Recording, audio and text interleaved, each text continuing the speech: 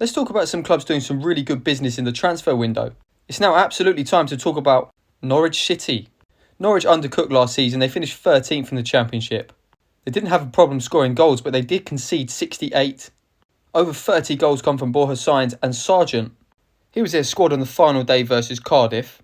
And here is their squad following loan players returning to their parent clubs and players being released. I put question marks over Sainz and Sargent, who are likely to leave. Straight away you'll notice a bulk of players in the starting 11 have left. So it does look to be a bit of a rebuild season for Norwich.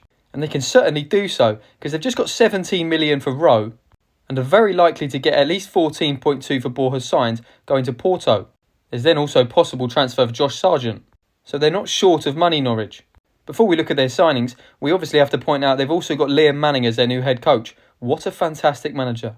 Let's take a look at who they brought in. Well, firstly, they've got Harry Darling from Swansea. Liam Manning has possibly played a large part in this. He was his manager at MK Dons. A fantastic centre-half, fantastic signing. He actually scored 5 goals for Swansea last season as well.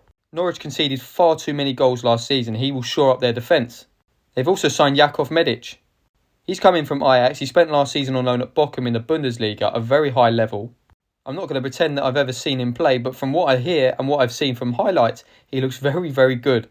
To add to the 2 centre-halves they brought in through the door, they've also re-signed Jacob Wright. He spent last season on loan at Norwich from Man City. They've signed him on a permanent. He played well for them and he's familiar with the club, a very good signing. They've also brought in 3 goalkeepers. Angus Gunner's obviously left. They've got Grimshaw from Plymouth, Kovacic and Louis Molden. I'm not sure who will be their first choice, but they've got a lot of options now. And to this date, they've also brought in Kvisgaarden from Brøndby in Denmark. He's a Danish international who scored 23 goals in the Superliga last season. They've signed him for 8 million. For Championship level, this is a fantastic signing. There definitely would have been other clubs interested in him. And hopefully his goals will be a replacement for Sargent and Sainz. So when you put their squad together, it looks a little bit like this. Again, apologies if I put players in the wrong positions. And if I've missed any players out. I put Sargent as a query because he hasn't left yet. I think Norwich are 2 or 3 players away from a super team.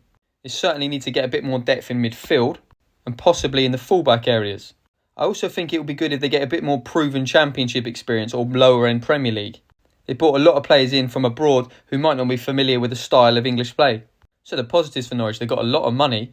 They've got Liam Manning and they've recruited very well in the areas most concerning for them. They conceded loads of goals last season. They've got Darling and Medic now. Negatives, they're likely to lose plus 30 goals in Sainz and Sargent, and they still need a lot more depth. However, very positive early signs. My prediction for them, a playoff push.